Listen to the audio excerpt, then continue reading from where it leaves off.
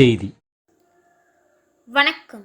விவி செய்திகளுக்காக ஊர் செய்திகள் வாசிப்பது திருதி. ஃபெஞ்சல் புயல் காரணமாக தமிழகத்தில் தொடர்ந்து பல பகுதிகளில் பலத்த மழை பெய்து வருகிறது. இதனிடையே நேற்று மாலை சுமார் 5:30 மணி அளவில் மாமல்லபுரம் புதுச்சேரிக்கு இடையே கரையை கடக்க முயன்று சுமார் 3 மணி நேரத்திற்கும் மேலாக மெல்ல நகர்ந்து கரையை கடந்தது. இதனால் மணிக்கு 70 முதல் 90 கிலோமீட்டர் வரை பலத்த சூறைக்காற்று வீசியது.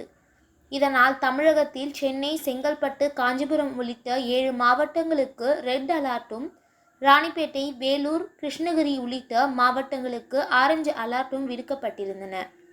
இதனிடையே ராணிப்பேட்டை மாவட்டத்தில் ஃபெஞ்சல் புயல் காரணமாக பாதுகாப்பு நடவடிக்கைகளை மாவட்ட ஆட்சியர் உத்தரவின் பேரில் அதிகாரிகள் மிக சிறப்பாக ஏற்பாடு செய்திருந்தனர்.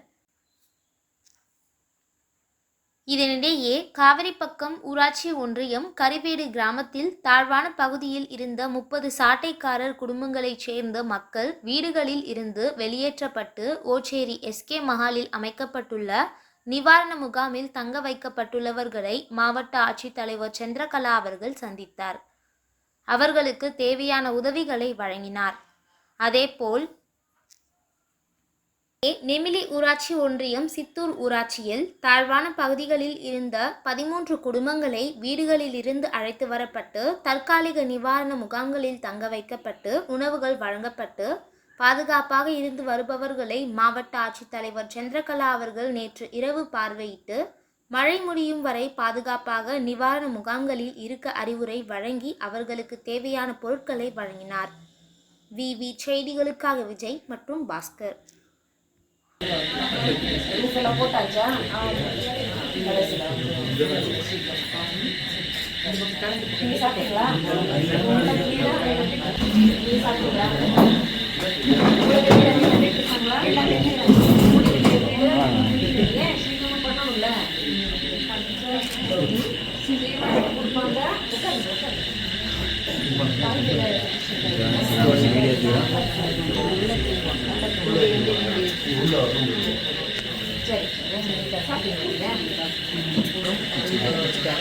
சார்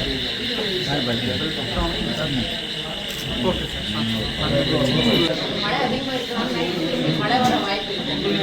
நீங்கள் பத்திரமா இங்கே இருந்தால் போயிட்டாங்க. நீங்கள் நல்லா இருக்கா தள்ளி போங்க. இன்னும் நாளை நைட் மழை வந்துட்டால் திரும்ப பிரச்சனை ஆகும். நீங்கள் தள்ளிட்டு காலையில் டிஃபன் சாப்பிட்டு மழையெல்லாம் கம்ப்ளீட்டாக தண்ணி போய் போகிறதுக்கு வசதியாக இருக்குது. அப்படியே